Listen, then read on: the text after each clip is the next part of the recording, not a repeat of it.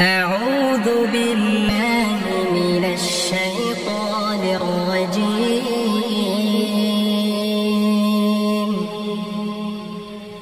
بسم الله الرحمن الرحيم. الحمد لله الذي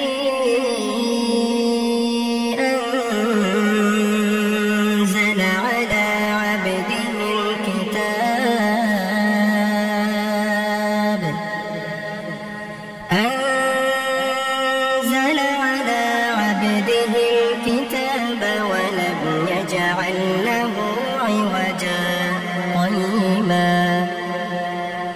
قيما لينذر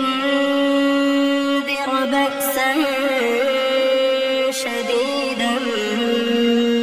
من لدنه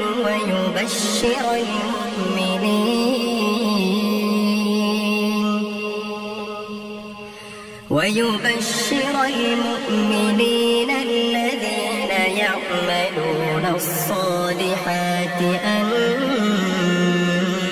لهم أجرا حسنا ماكثين فيه أبدا وينذر الذين قالوا اتخذ الله ولدا ما لهم به من علم ولا لآبائهم كبرت كلمة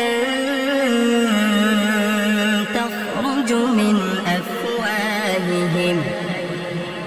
إن يقولون إلا كذبا فلعلك باخع نفسك على آثارهم إن لم يؤمنوا بهذا الحديث أسفا إنا جعلنا ما على الأرض زينة لها لنبلوهم أيهم أحسن عملا وإنا لجاعلون ما عليها صعيدا جرزا أم حسبت أن أصحاب الكهف والرقيم كانوا من آياتنا عجبا إذ أوى الفتية إلى الكهف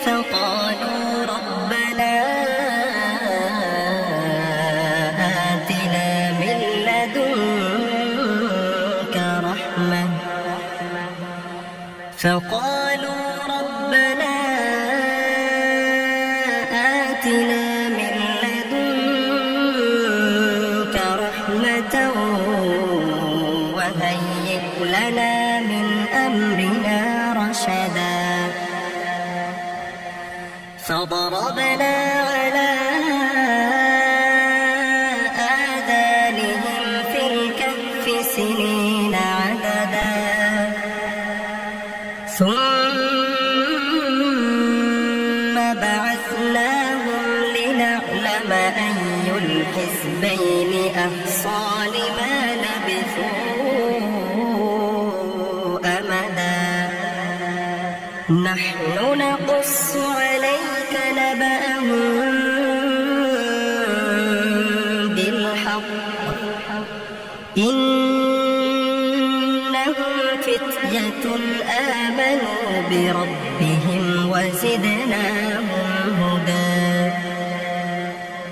وربطنا على قلوبهم إذ قاموا فقالوا ربنا رب السماوات والأرض لن ندعو من دونه إلها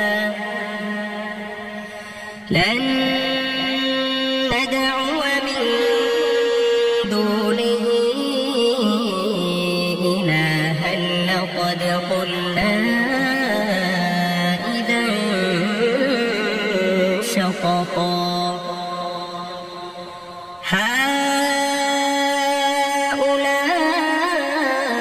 هؤلاء قومنا اتخذوا من دونه آلهة لولا يأتون عليهم بسلطان بين فمن أظلم ممن افترى على الله كذبا وإذ اعتزلتموهم وما يعبدون إلا الله فأووا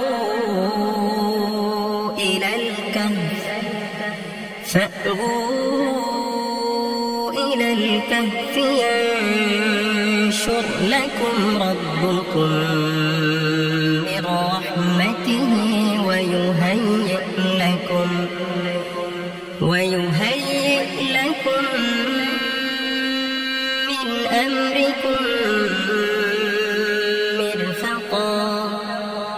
وترى الشمس إذا طلعت تزاور عن كهفهم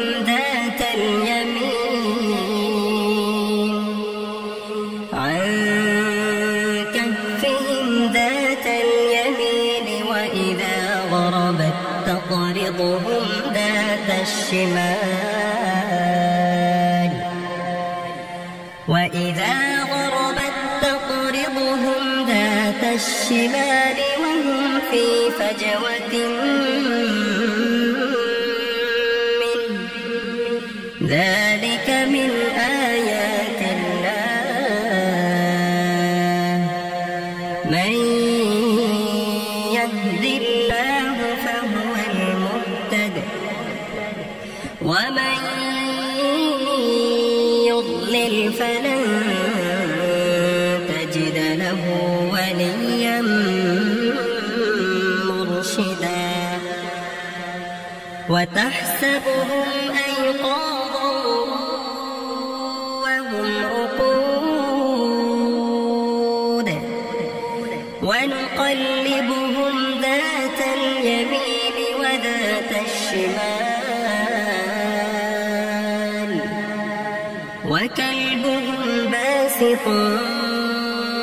ذراعيه بالوصيد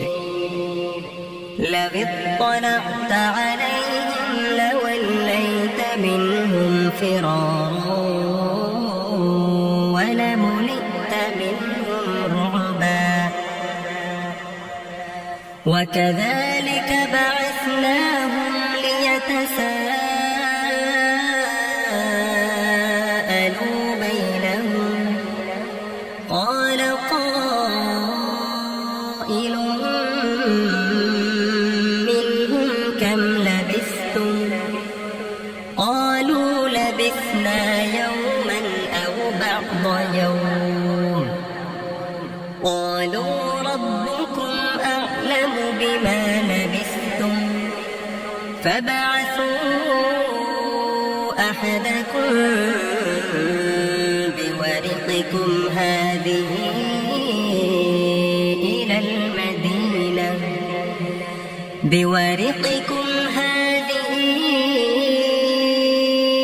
المدينة فلينظر أيها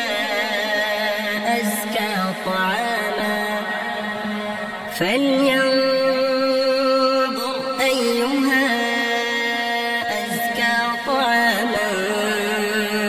فليأتكم برزق منه وليتلطف ولا يشعرن بكم أحدا إنهم إن يظهروا عليكم يرجموكم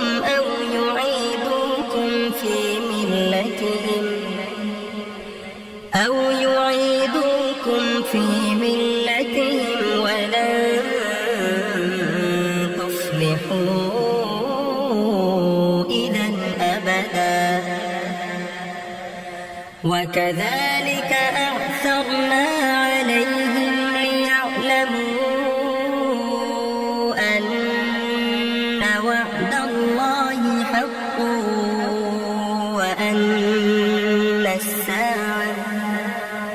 وأن الساعة لا ريب فيها إذ يتنازعون بينهم أمرهم فقالوا بنوا عليهم بنيانا ربهم أعلم بهم قال الذين غلبوا على أمرهم لنتخذن عليهم مسجدا سيقولون ثلاثة رابعهم كلبهم ويقولون خمسة سادسهم كلبهم رجما بالغيب ويقولون سبعة وثامنهم كلبهم قل ربي أعلم بعدتهم ما يعلمهم إلا قليل فلا تمار فيهم إلا مراء ظاهرا ولا تستفت فيهم منهم أحدا ولا تقولن لشيء إني فاعل ذلك غدا إلا أن يشاء الله واذكر ربك إذا نسيت وقل عسى أن يهديني ربي لأقرب من هذا رشدا ولبثوا في كهفهم 300 سنين وازدادوا 9 قل الله أعلم بما لبثوا له غيب السماوات والأرض أبصر به وأسمع ما لهم من دونه من ولي ولا يشرك في حكمه أحدا واتل ما أوحي إليك من كتاب ربك لا مبدل لكلماته ولن تجد من دونه ملتحدا واصبر نفسك مع الذين يدعون ربهم بالغداة والعشي يريدون وجهه ولا تعد عيناك عنهم تريد زينة الحياة الدنيا ولا تطع من أغفلنا قلبه عن ذكرنا واتبع هواه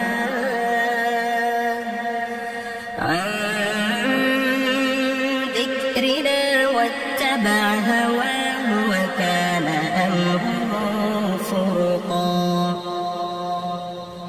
وقل الحق من ربكم فمن شاء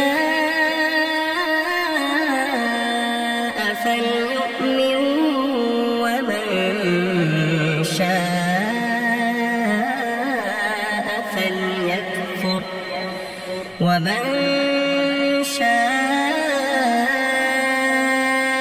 فليكفر إنا أعتدنا للظالمين نارا إنا أعتدنا للظالمين نارا أحاط بهم سرادقها وإن يستغيثوا يغاثوا بماء كالمهل يشوي الوجوه بئس الشراب وساءت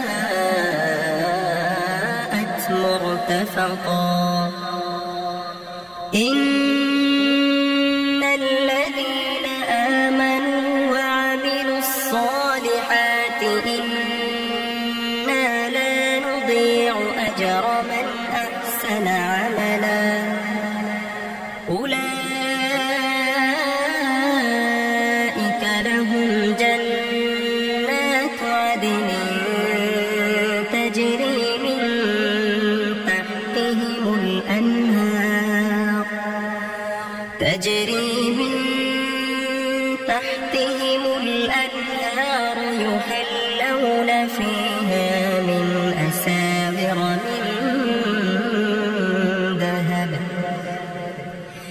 يحلون فيها من أساور من ذهب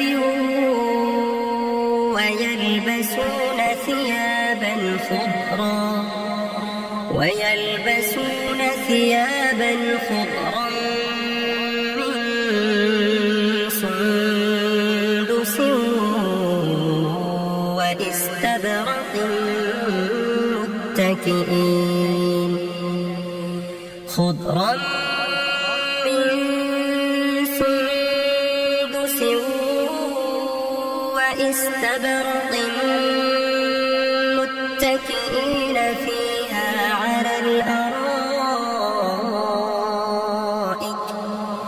نعم الثواب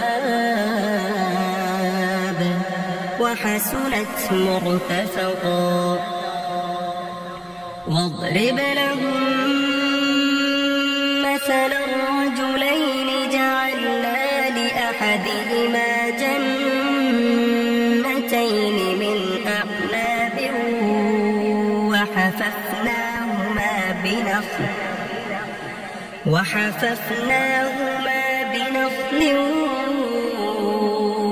وجعلنا بينهما زرعا كلتا الجنتين آتت أكلها ولم تظلم منه شيئا وفجرنا خلالهما نهرا وكان له ثمر فقال لصاحبه وهو يحاوره أنا أكثر منك مالا وأعز نفرا ودخل جنته وهو ظالم لنفسه قال ما أظن أن تبيد هذه أبدا وما أظن الساعة قائمة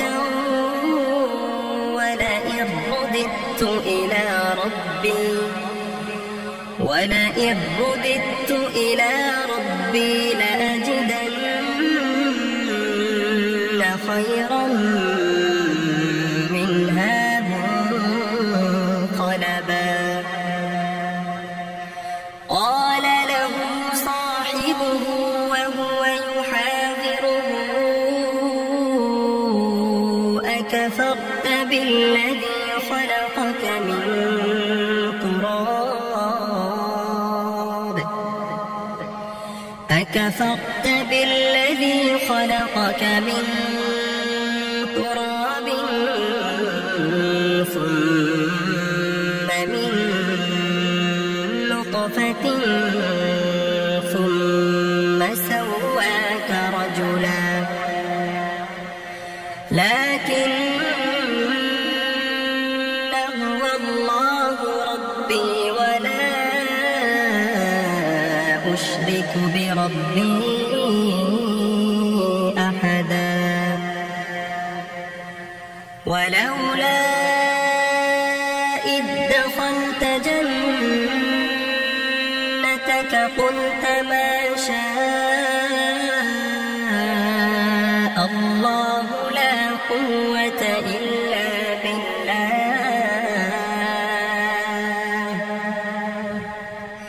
إن ترني أنا أقل منك مالا وولدا فعسى ربي أن يؤتيني خيرا من جنتك ويرسل عليها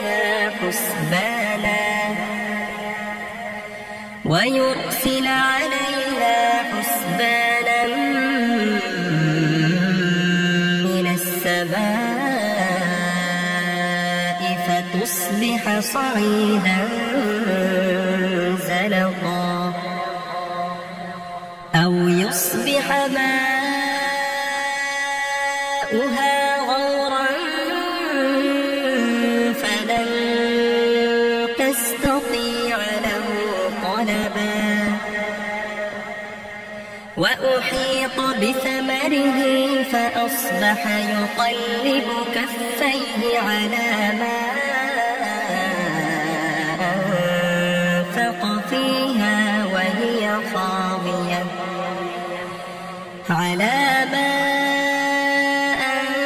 أنفق فيها وهي خاوية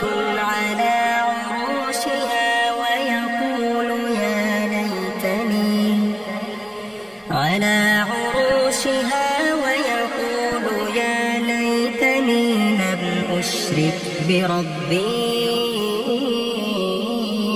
أحدا ولم تكن له فئة ينصرونه من دون الله وما كان منتصرا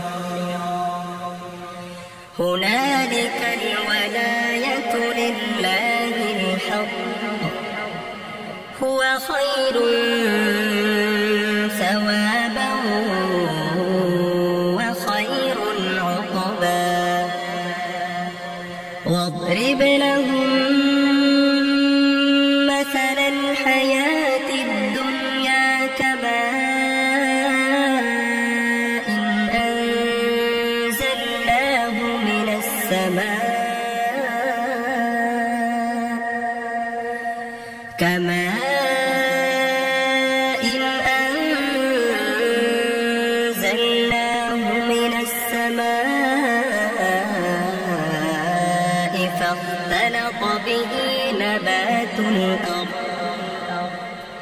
فاختلط به نبات الأرض فأصبح هشيما تذروه الرياح وكان الله على كل شيء مقتدرا المال والبنون زينة الحياة الدنيا والباقيات الصالحات خير عند ربك ثوابا وخير أملا ويوم نسير الجبال وترى الأرض بارزة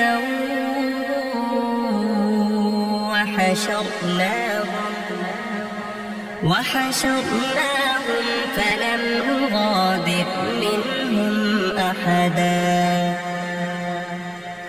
وعرضوا على ربك صفا لقد جئتمونا كما خلقناكم أول مرة بل زعمتم أن لن نجعل لكم موعدا ووضع الكتاب فترى المجرمين مشفقين مما فيه ويقولون يا ويلتنا ما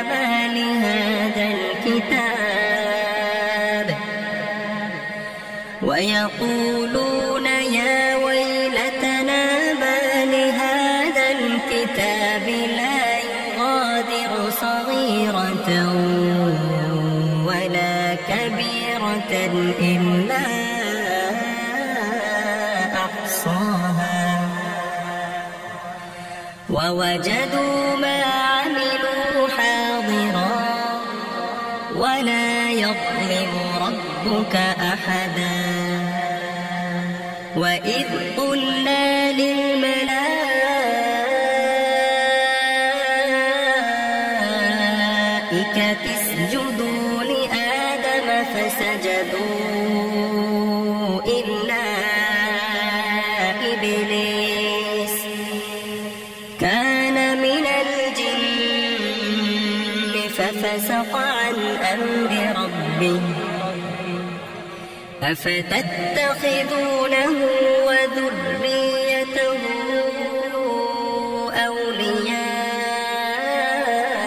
أولياء من دوني وهم لكم عدو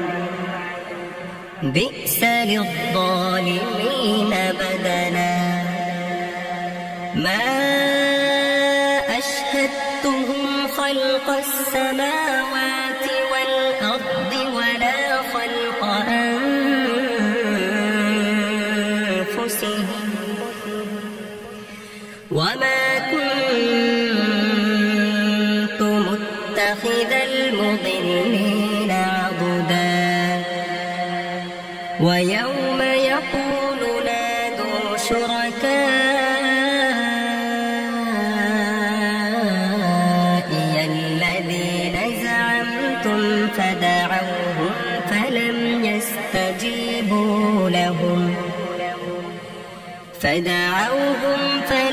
يستجيبوا لهم وجعلنا بينهم موبقا ورأى المجرمون النار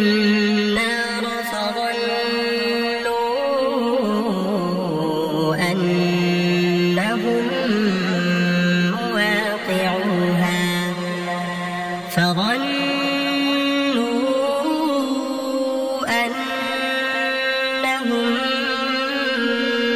مواقعوها ولم يجدوا عنها مصرفا ولقد صرفنا في هذا القرآن للناس من كل مثل وكان الإنسان أكثر شيء جدلا وما منع الناس أن يؤمنوا إذ جاءهم الهدى ويستغفروا ربهم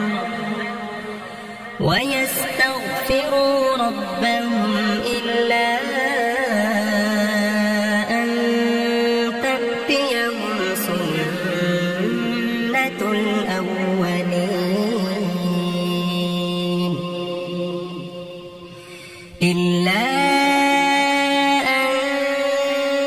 تأتيهم سنة الأولين أو يأتيهم العذاب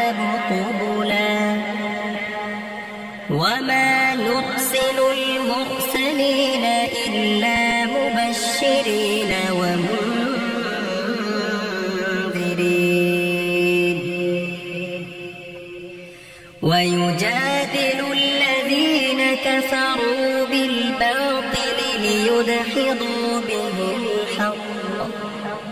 ليدحضوا به الحق واتخذوا آياتي وما أنذروا هزوا ومن أظلم ممن ذكر بآيات ربه فأعرض عنها ونسي ما قدمت يداه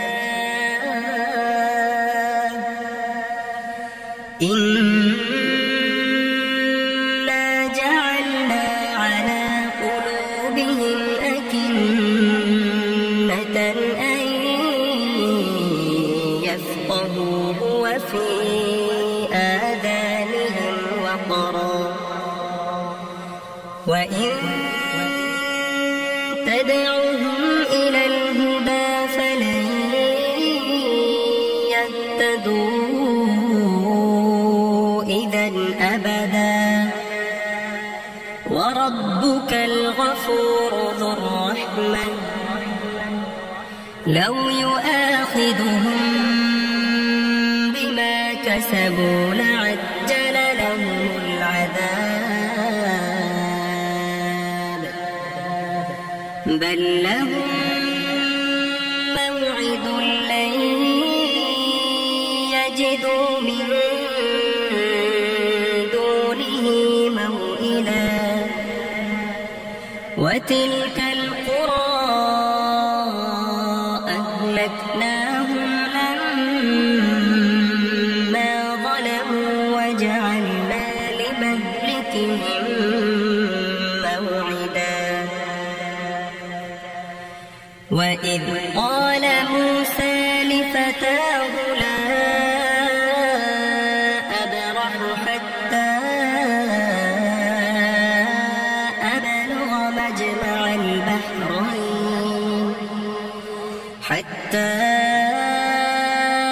أبلغ مجمع البحرين أو أمضي حقبا فلما بلغا مجمع بينهما نسيا حوتهما فاتخذ سبيله في البحر سربا فلما جاوزا قال لفتاه آتنا غداءنا لقد لقينا من سفرنا هذا نصبا قال أرأيت إذ أوينا إلى الصخرة فإني نسيت الحوت وما أنسانيه إلا الشيطان أن أذكره واتخذ سبيله في البحر عجبا قال ذلك ما كنا نبغي فارتد على آثارهما قصصا فوجدا عبدا من عبادنا آتيناه رحمة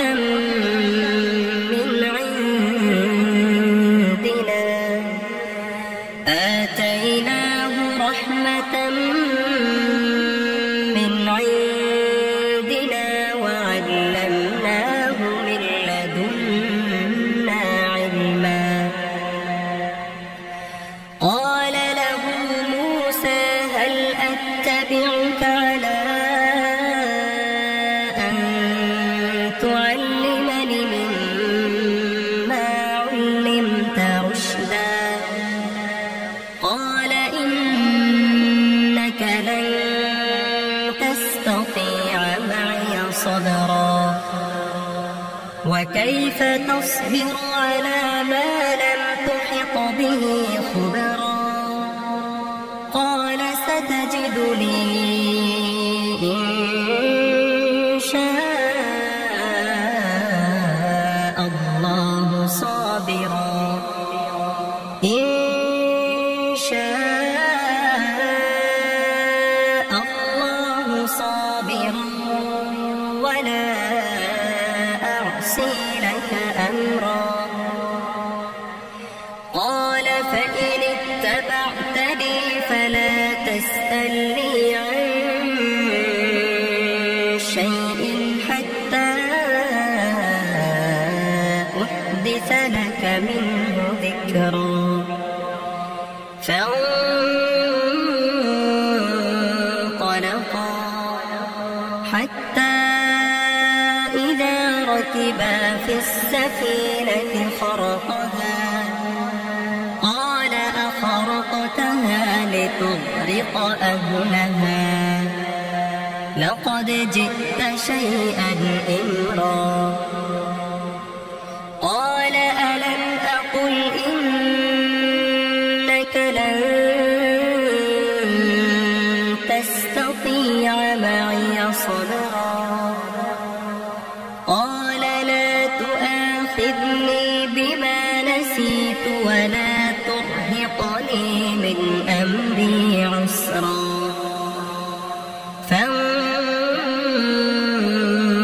فانطلقا حتى إذا لقيا غلاما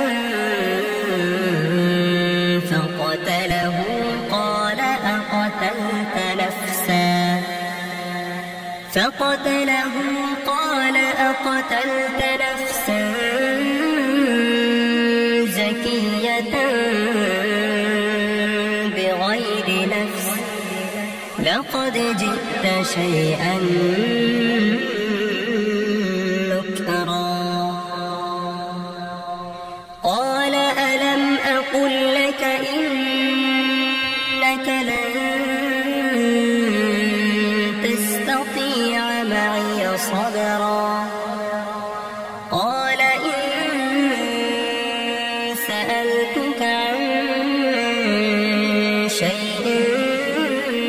بعدها فلا تصاحبني قد بلغت من لدني عذرا فانطلقا حتى إذا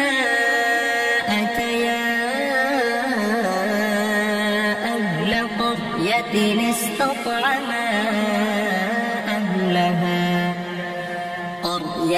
استطعما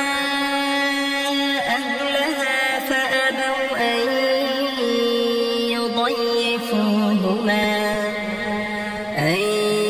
يضيفوهما فوجدا فيها جدارا يريد أن ينقض فأقامه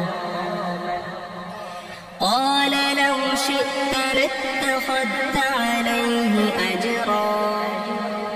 قال هذا فراق بيني وبينك سأنبئك بتأويل ما لم تستطع عليه صبرا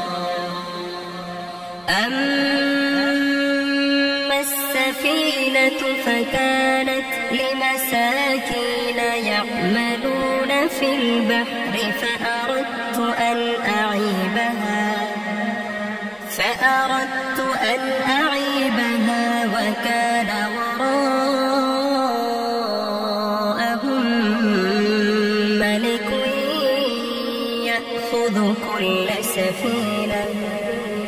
وكان وراءهم ملك يأخذ كل سفينة غصبا وأما الغلام فكان أبواه مؤمنين فخشينا أن يرهقهما فخشينا أن يرهقهما طغيانا وكفرا فأردنا أن يبدلهما ربهما خيرا منه زكاة وأقرب رحما وأما الجدار فكان لغلامين يتيمين في المدينة وكان تحته كنز لهما وكان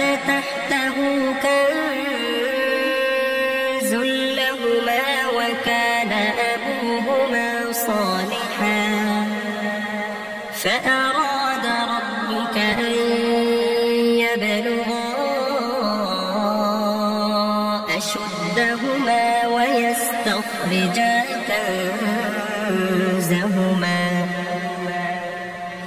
رحمة من ربك وما فعلته عن أمري ذلك تأويل ما لم تسطع عليه صبرا ويسألونك عن ذي القرنين قل سأتلو عليكم منه ذكرا إنا مكنا له في الأرض وآتيناه من كل شيء سببا فأتبع سببا حتى إذا بلغ مغرب الشمس وجدها تغرب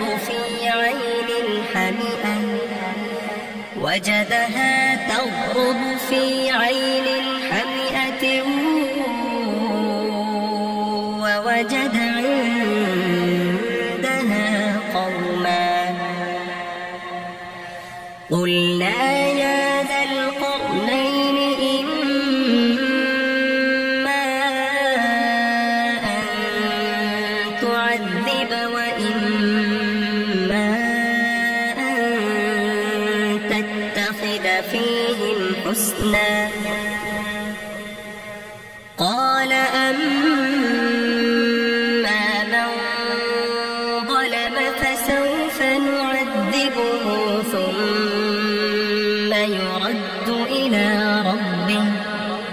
ثم يرد إلى ربه فيعذبه عذابا نكرا وأما من آمن وعمل صالحا فله جزاء الحسنى وسنقول له من أمرنا يسرا ثم أتبع سببا حتى إذا بلغ مطلع الشمس وجدها تطلع على قوم لم نجعل لهم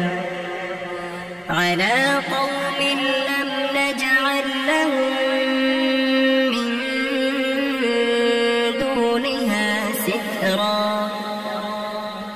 كذلك وقد أحطنا بما لديه خبرا ثم أتبع سببا حتى إذا بلغ بين السدين وجد من دونهما قوما لا يكادون يفقهون قولا قالوا يا ذا القرنين إن يأجوج فهل نجعل لك خرجا على أن تجعل بيننا وبينهم سدا قال ما مكني فيه ربي خير فأعينوني بقوة أجعل بينكم وبينهم ردما آتوني زبر الحديد حتى إذا ساوى بين الصدفين قال انفخوا حتى إذا جعله نارا قال آتوني أفرغ عليه قطرا فما استطاعوا أن يظهروه وما استطاعوا له نقبا قال هذا رحمة من ربي فإذا جاء وعد ربي جعله دكا وكان وعد ربي حقا وتركنا بعضهم يومئذ يموج في بعض ونفخ في الصور فجمعناهم جمعا وعرضنا جهنم يومئذ للكافرين عرضا الذين كانت أعينهم في غطاء عن ذكري وكانوا لا يستطيعون سمعا أفحسب الذين كفروا أن يتخذوا عبادي من دوني أولياء إنا أعتدنا جهنم للكافرين نزلا قل هل ننبئكم بالأخسرين أعمالا الذين ضل سعيهم في الحياة الدنيا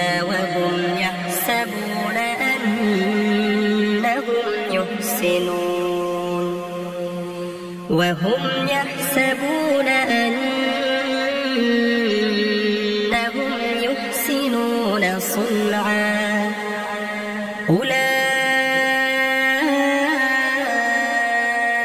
الذين كفروا بآيات ربهم ولقائه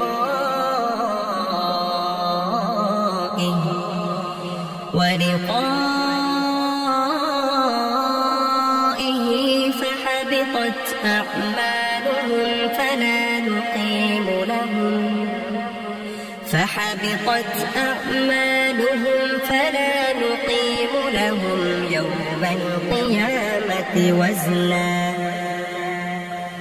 ذلك جزاؤهم جهنم بما كفروا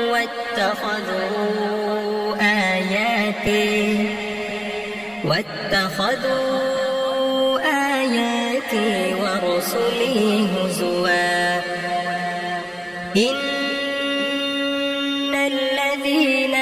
آمنوا وعملوا الصالحات كانت لهم جنات الفردوس نزلا خالدين فيها لا يبغون عنها حولا قل لو كان البحر مدادا لكلمات ربي لنفد البحر قبل أن تنفد كلمات ربي لنفد البحر قبل أن تنفد كلمات ربي ولو جئنا بمثله مددا قل إنما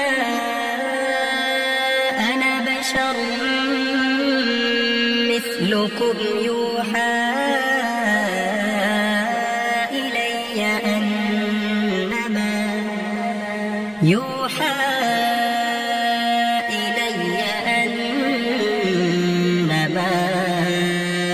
إلهكم إله واحد فمن كان يرجو لقاء ربه فليعمل عملا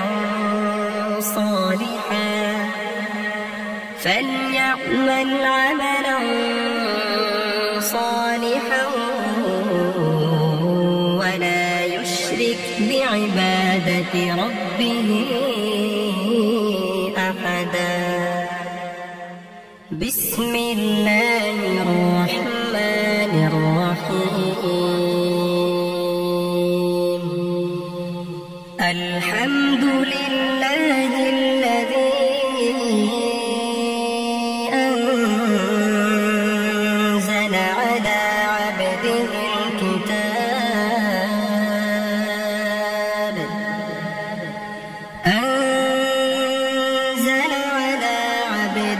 الكتاب ولم يجعل له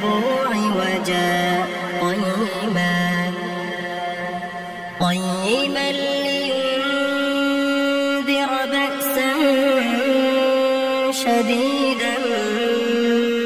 من لدنه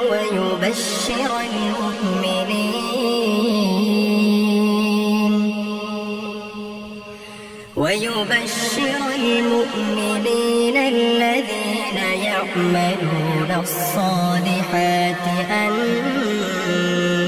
لهم أجرا حسنا ماكثين فيه أبدا وينذر الذين قالوا اتخذ الله ولدا ما لهم به من علم ولا لآبائهم كبرت كلمة تخرج من أفواههم إن يقولون إلا كذبا فلعلك باخع نفسك على آثارهم إن لم يؤمنوا بهذا الحديث أسفا إنا جعلنا ما على الأرض زينة لها لنبلوهم أيهم أحسن عملا وإنا لجاعلون ما عليها صعيدا جرزا أم حسبت أن أصحاب الكهف والرقيم كانوا من آياتنا عجبا إذ أوى الفتية إلى الكهف فقالوا ربنا آتنا من لدنك رحمة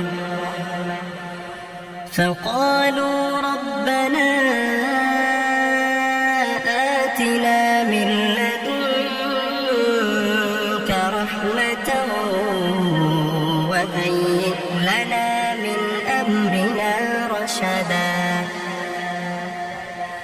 فضربنا على آذانهم في الكهف سنين عددا ثم بعثناهم لنعلم أي الحزبين أحصى لما لبثوا أمدا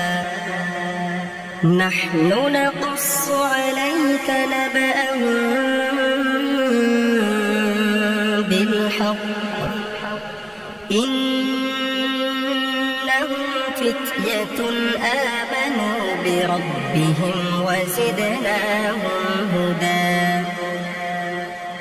وربطنا على قلوبهم إذ قاموا فقالوا ربنا رب السماوات والأرض لن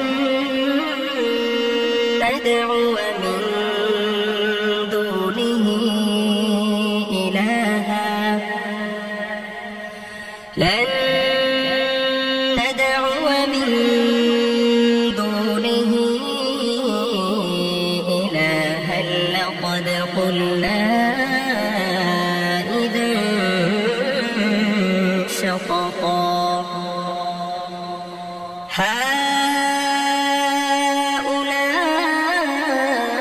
هؤلاء قومنا اتخذوا من دونه آلهة لولا يأتون عليهم بسلطان بين فمن أظلم ممن افترى على الله كذبا وإذ اعتزلتموهم وما يعبدون إلا الله فأووا إلى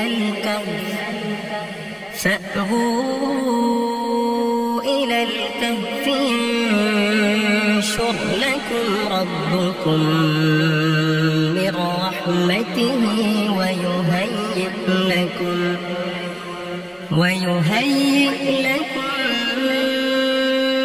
من أمركم مرفقا وترى الشمس إذا طلعت تزاور عن كهفهم ذات اليمين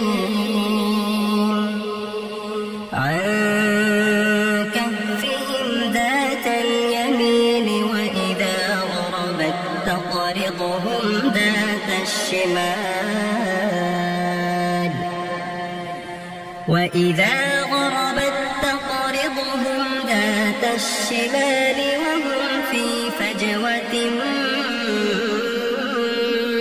منه ذلك من آيات الله من يهد الله فهو المهتد ومن يضلل فلن تجد له وليا مرشدا وتحسبهم أيقاظا وهم رقود ونقلبهم ذات اليمين وذات الشمال وكلبهم باسط ذراعيه بالوصيد لو اطلعت عليهم لوليت منهم فرارا ولملئت منهم رعبا وكذلك بعثناهم ليتساءلوا بينهم قال قائل منهم كم لبثتم لبثنا يوما أو بعض يوم قالوا ربكم أعلم بما لبثتم فابعثوا أحدكم بورقكم هذه إلى المدينة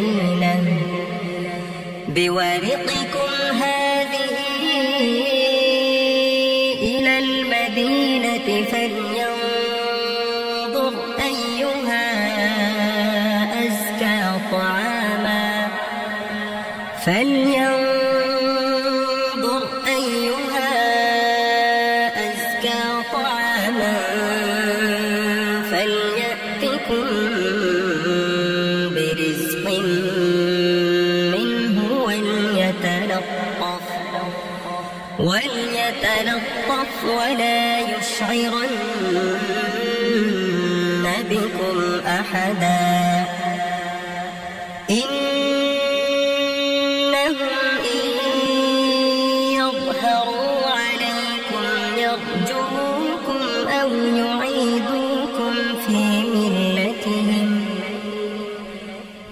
يعيدوكم في ملتهم ولن تفلحوا إذا أبدا وكذلك أعثرنا عليهم ليعلموا أن وعد الله حق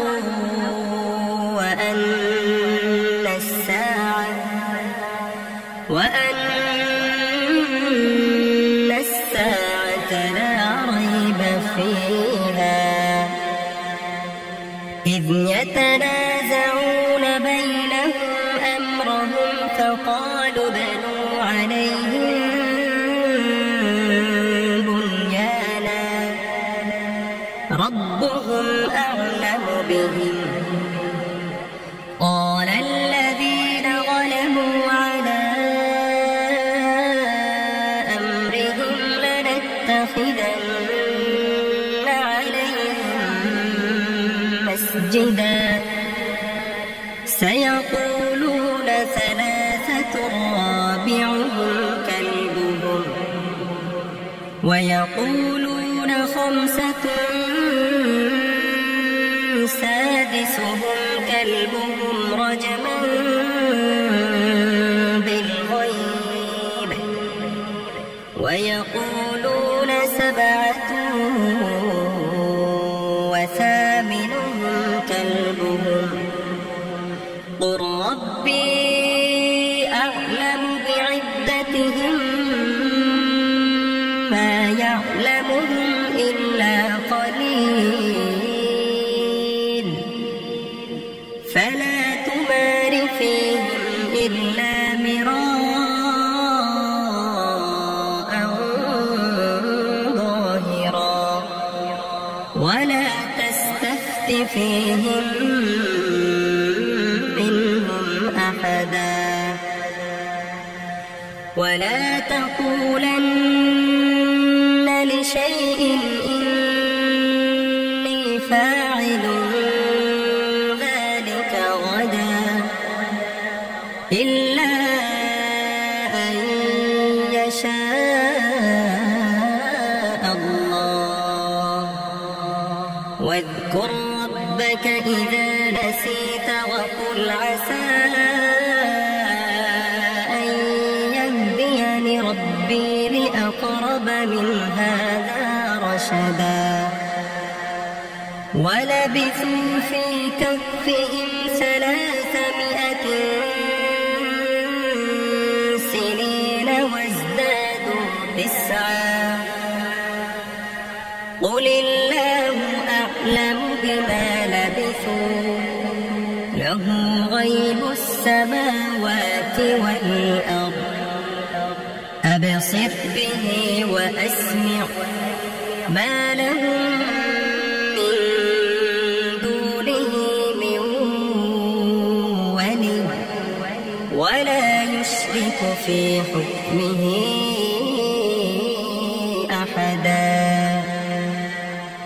واتل ما أوحي إليك من كتاب ربك لا مبدل لكلماته ولن تجد من دونه ملتحدا واصبر نفسك مع الذين يدعون ربهم بالغداة والعشي يريدون وجهه ولا تعد عيناك عنهم تريد زينة الحياة الدنيا ولا تطع من أغفلنا قلبه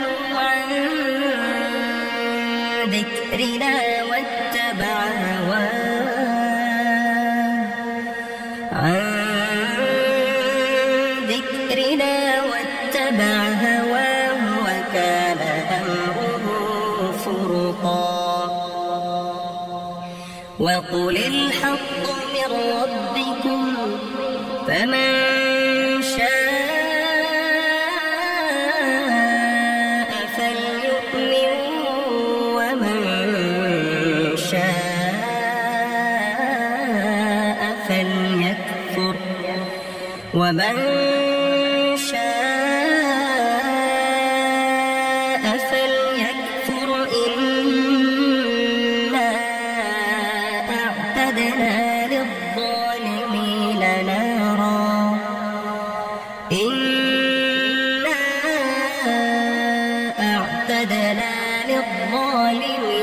نارا أحاط بهم سرادقها وإن يستغيثوا يغاثوا بماء كالمهل يشوي الوجوه بئس الشراب وساءت مرتفقا إن الذين آمنوا وعملوا الصالحات إنا لا نضيع أجر من أحسن عملا أولئك لهم جنات عدن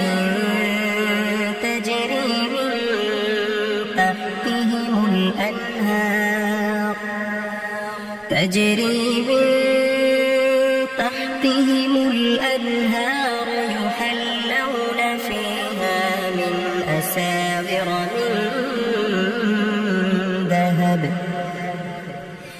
يحلون فيها من أساور من ذهب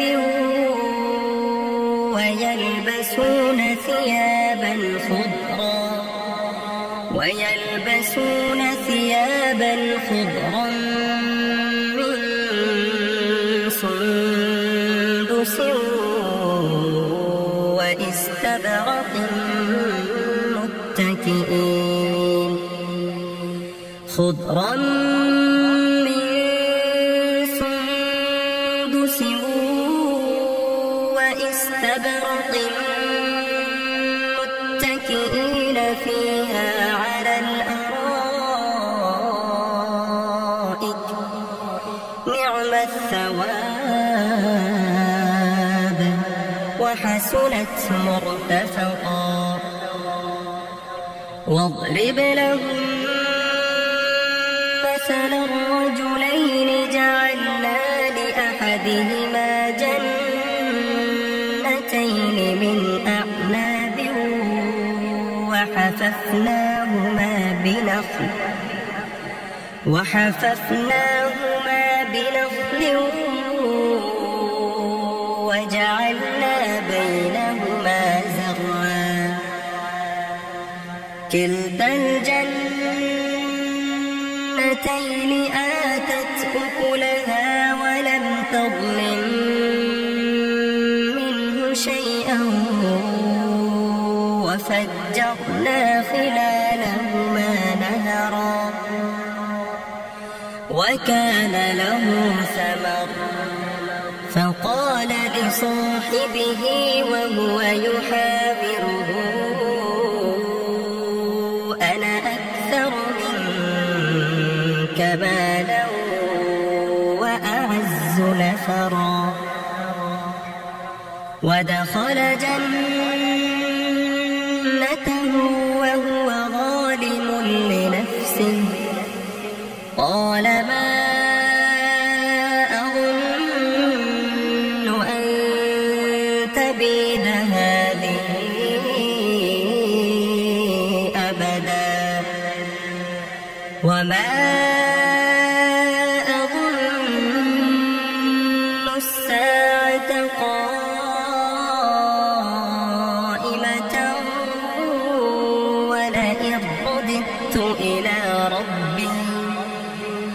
ولئن رددت إلى ربي لأجدن خيرا منها منقلبا قال له صاحبه وهو يحاوره أكفرت بالذي خلقك من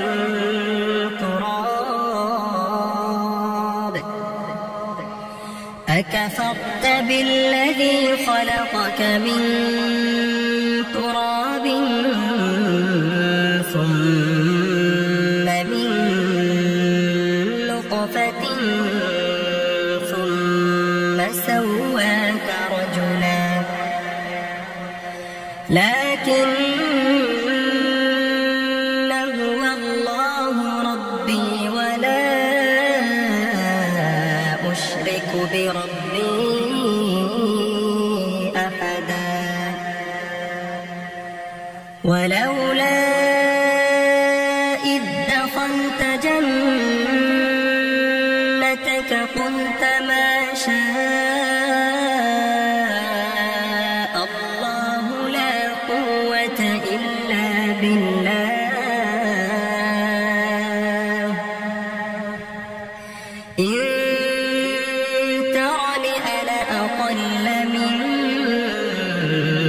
مالا وولدا فعسى ربي أن يؤتيني خيرا من جنتك ويرسل عليها حسبانا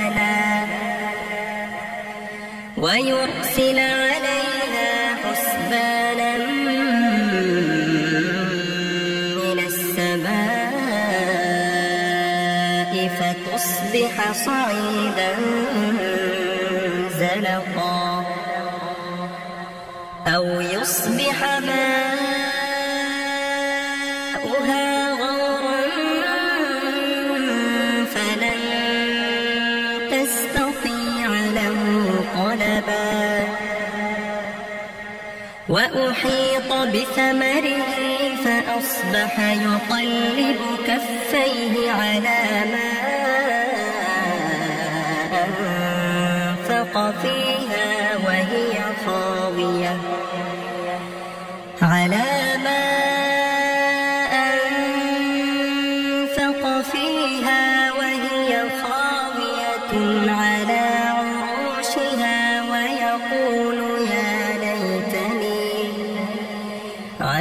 عروشها ويقول يا ليتني لم أشرك بربي أحدا ولم تكن له فئة ينصرونه من دون الله وما كان منتصرا هنالك الولاية لله الحق هو خير ثوابا وخير عقبا واضرب لهم مثل الحياة الدنيا كماء أنزلناه من السماء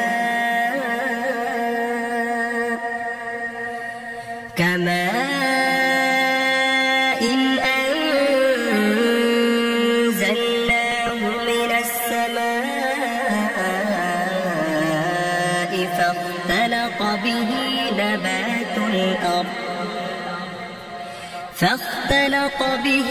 نبات الأرض فأصبح هشيما تذروه الرياح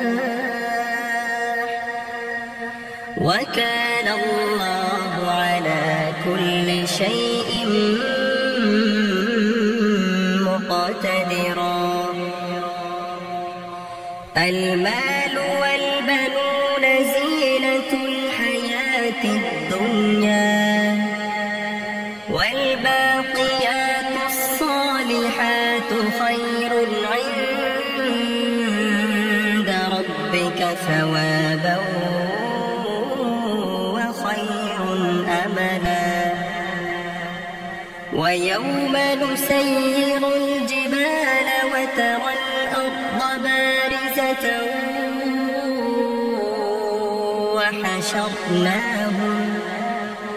وحشرناهم فلم نغادر منهم أحدا وعرضوا على ربك صفا لقد جئتمونا كما خلقناكم أول مرة بل زعمتم أن لن نجعل لكم موعدا. ووضع الكتاب فترى المجرمين مشفقين مما فيه ويقولون يا ويلتنا ما لهذا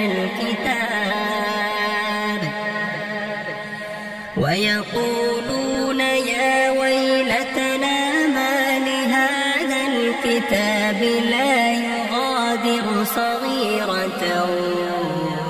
ولا كبيرة إلا أحصاها ووجدوا ما عملوا حاضرا ولا يظلم ربك أحدا. وإذ قلنا للملائكة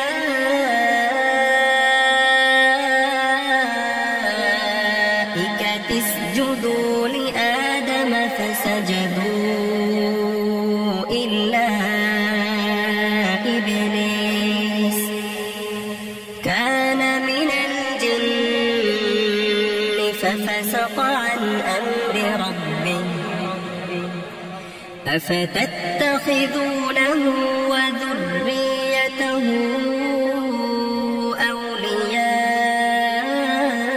أولياء من دوني وهم لكم عدو بئس للظالمين بدلا. ما أشهدتهم خلق السماوات والأرض ولا خلق أنفسهم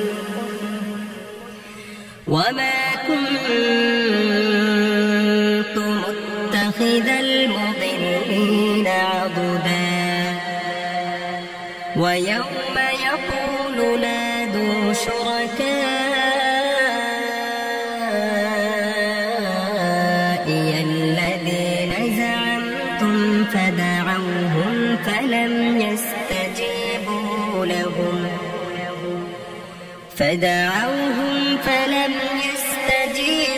لهم وجعلنا بينهم موبقا. ورأى المجرمون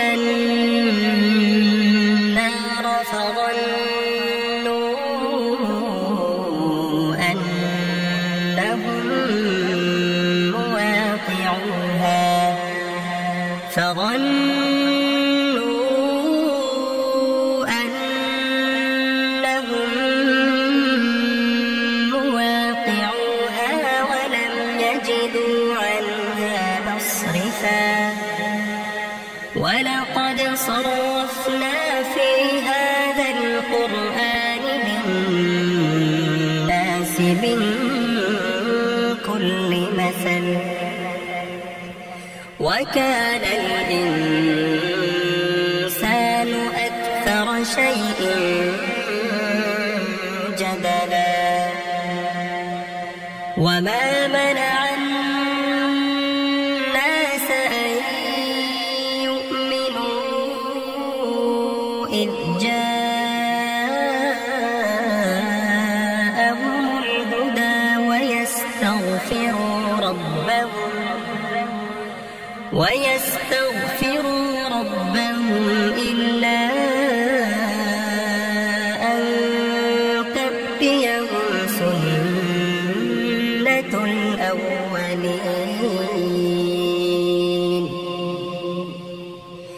إلا أن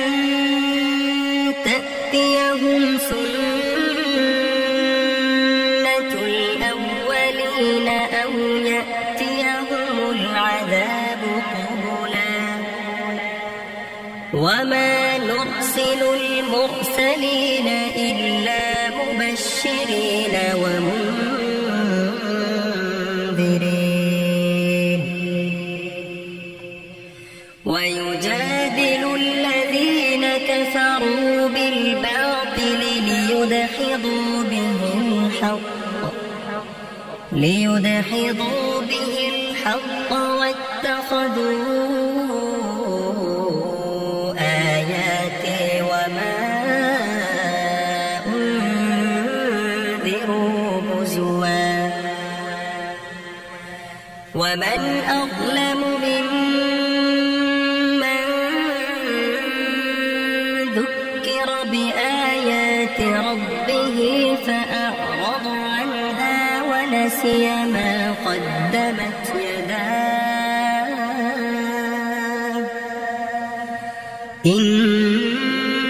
إنا جعلنا على قلوبهم أكنة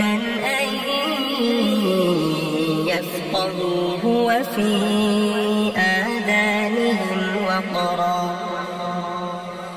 وإن تدعهم إلى الهدى فلن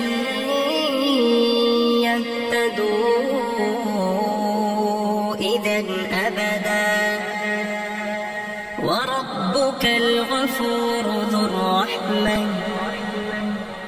لو يؤاخذهم بما كسبوا لعجل لهم العذاب بل لهم موعد لن يجدوا من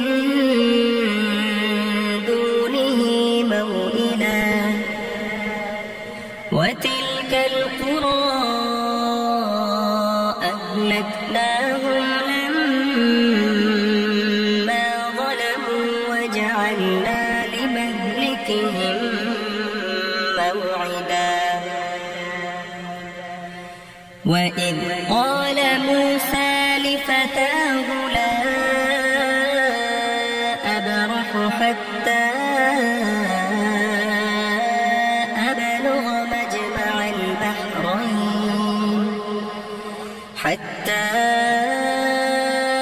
أبلغ مجمع البحرين أو أمضي حقبا فلما بلغا مجمع بينهما نسيا حوتهما فاتخذ سبيله في البحر سربا فلما جاوزا قال لفتاه آتنا غداءنا لقد لقينا من سفرنا هذا نصبا قال أرأيت إذ أوينا إلى الصخرة فإني نسيت نسيت الحوت وما أنسانيه إلا الشيطان أن أذكره واتخذ سبيله في البحر عجبا قال ذلك ما كنا نبغي فارتد على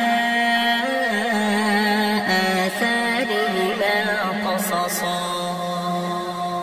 فوجدا عبدا من عبادنا آتيناه رحمة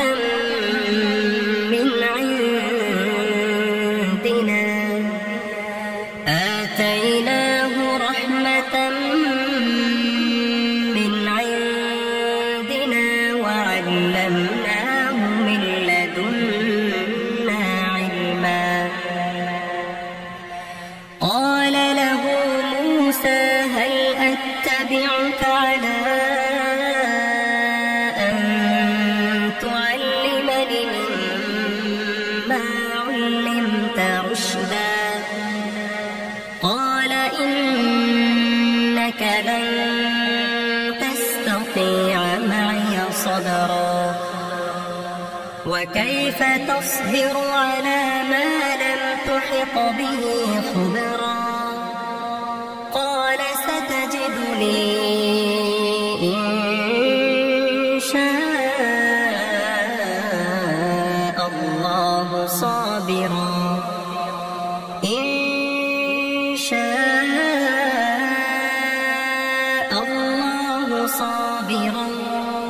ولا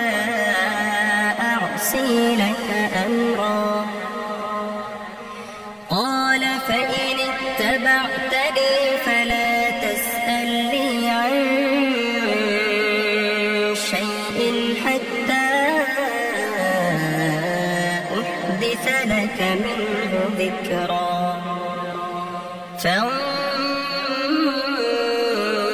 فانطلقا حتى إذا ركبا في السفينة خرقها قال أخرقتها لتغرق أهلها لقد جئت شيئا إمرا قال ألم أقل إنك لن تستطيع معي صبرا قال لا تؤاخذني بما نسيت ولا ترهقني من أمري عسرا فانطلقا حتى إذا لقيا غلاما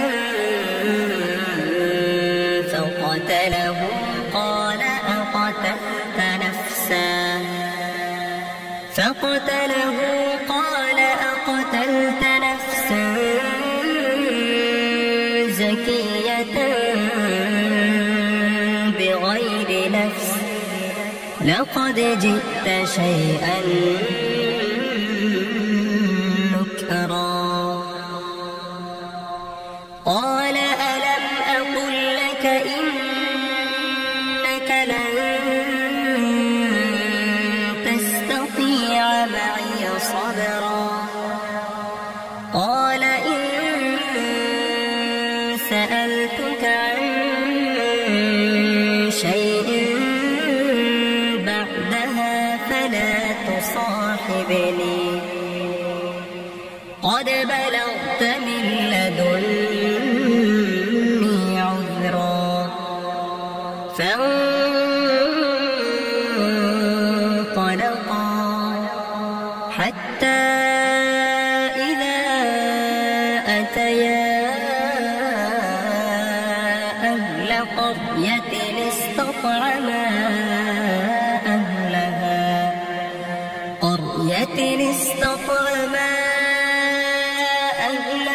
فأبوا أن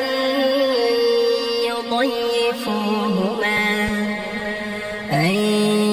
يضيفوهما فوجدا فيها جدارا يريد أن ينقض فأقامه قال لو شئت لاتخذت عليه أجرا قال هذا فراق بيني وبينك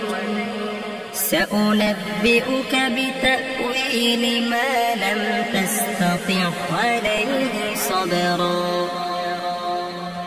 أما السفينة فكانت لمساكين يعملون في البحر فأردت أن أعيبها وكان وراءهم ملك يأخذ كل سفينة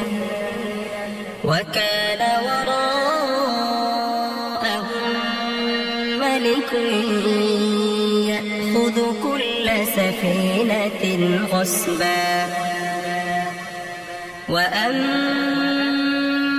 الغلام فكان أبواه مؤمنين فخشينا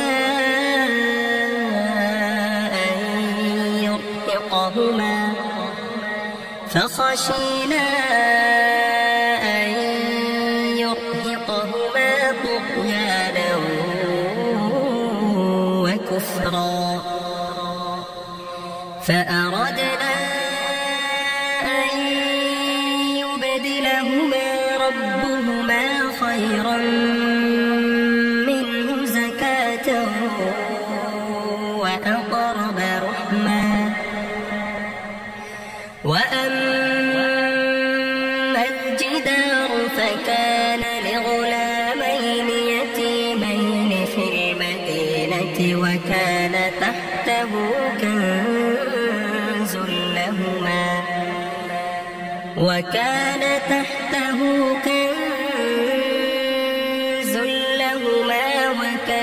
أبوهما صالحا فأراد ربك أن يبلغا أشدهما ويستخرجا كنزهما رحمة من ربك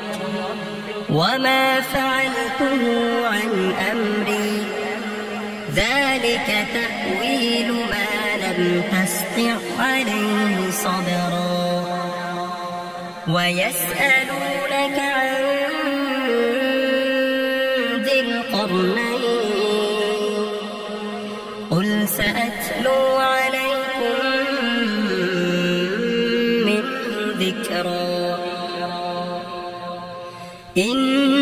إنا مكنا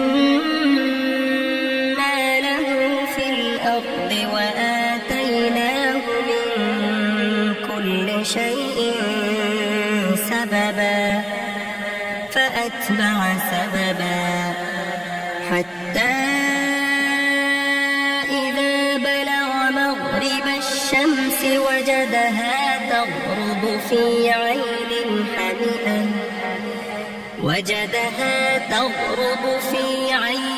حمئة ووجد عندها قوما قلنا يا ذا القرنين إما أن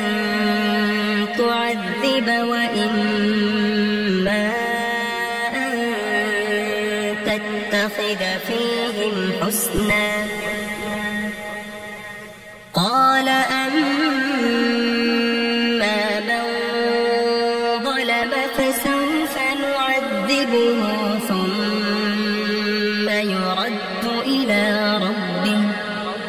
ثم يرد إلى ربه فيعذبه عذابا نكرا وأما من آمن وعمل صالحا فله جزاء الحسنى وسنقول له من أمرنا يسرا ثم أتبع سببا حتى إذا بلغ مطلع الشمس وجدها تطلع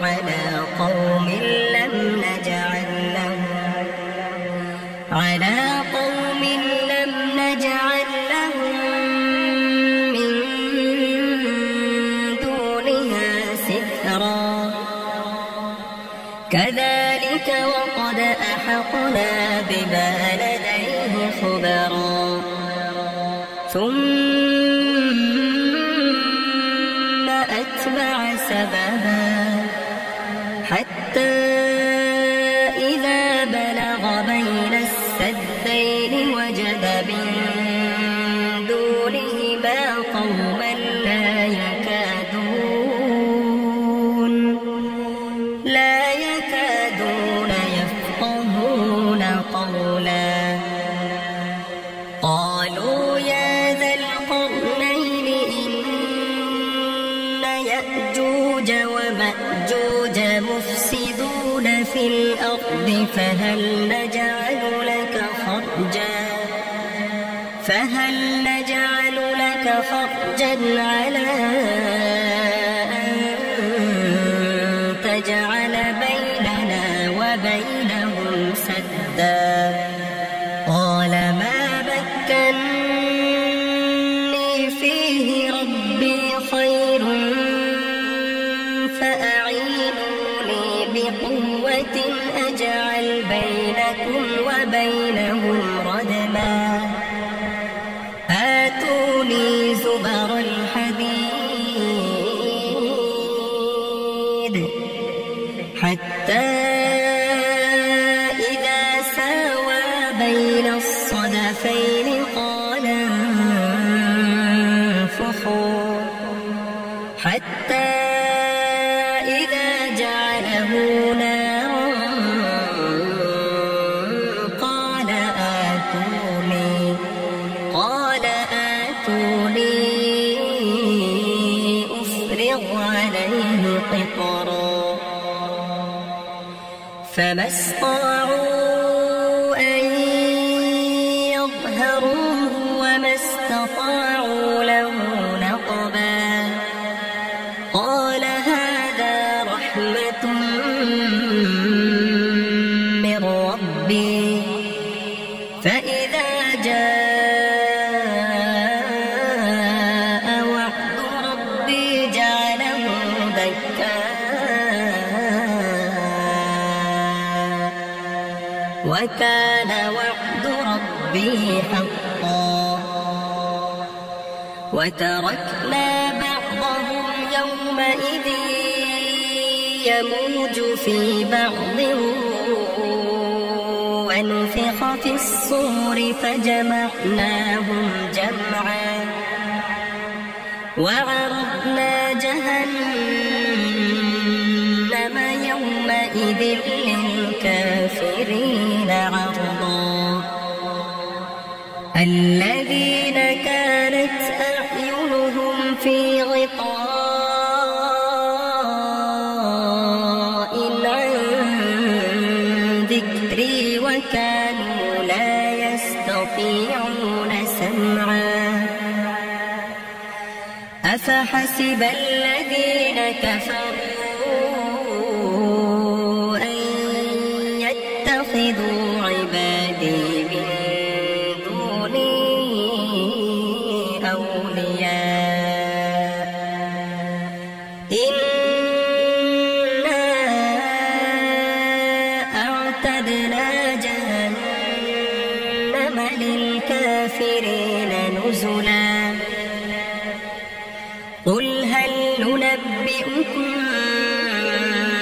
بالأخسرين أعمالا الذين ضل سعيهم في الحياة الدنيا وهم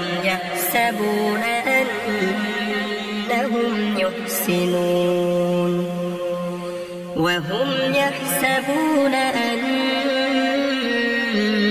أنهم يحسنون صنعا أولئك الذين كفروا بآيات ربهم ولقائه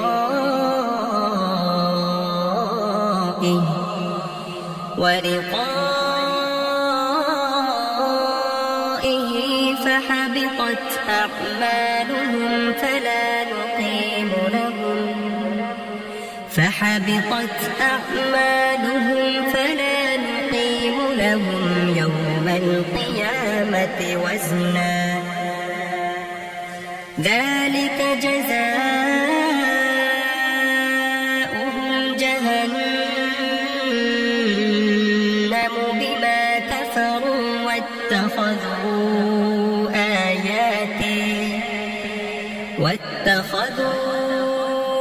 آياتي ورسلي هزوا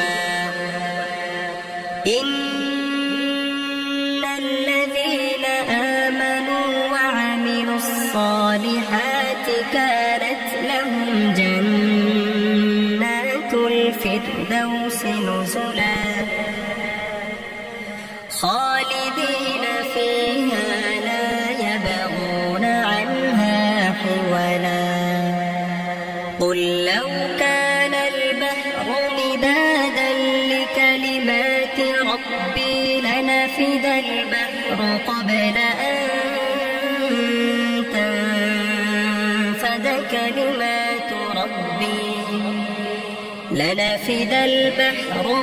أن تنفد كلمات ربي ولو جئنا بمثله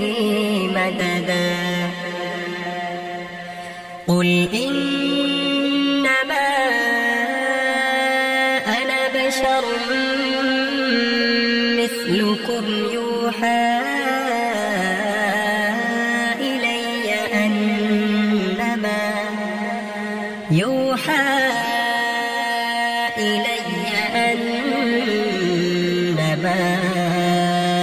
إلهكم إله واحد فمن كان يرجو لقاء ربه فليعمل عملا